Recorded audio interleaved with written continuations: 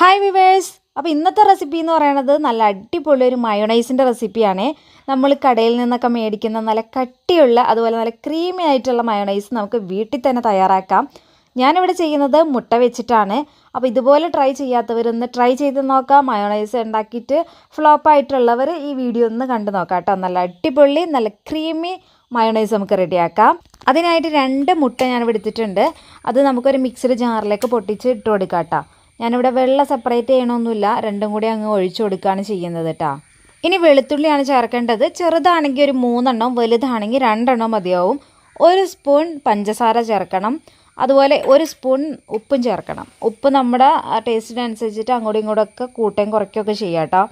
പിന്നെ 1 table spoon നാരങ്ങാനീരും കൂടെ നമ്മൾ ചേർക്കുന്നുണ്ട്. അതനുസരിച്ചിട്ടാണ് ഉപ്പിൻ്റെ അളവിലൊക്കെ വ്യത്യാസം വരാം കേട്ടോ.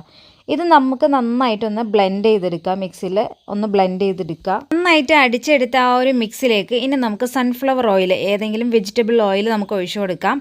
ഞാനിവിടെ സൺഫ്ലവർ ഓയിലാണ് കേട്ടോ എടുത്തേക്കുന്നത്. ഒരു 1/2 കപ്പിനേക്കാൾ മുകളിലായിട്ട് നമുക്ക് സൺഫ്ലവർ ഓയിൽ ആവശ്യമുണ്ട്.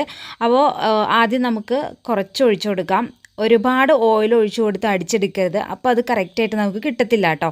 അപ്പോൾ ഒരു 3-4 പ്രാവശ്യമായിട്ട് നമ്മൾ ഓയിൽ ഒഴിച്ചു കൊടുത്തിട്ട് വേണം നന്നായിട്ട് അടിച്ചെടുക്കാനായിട്ട്.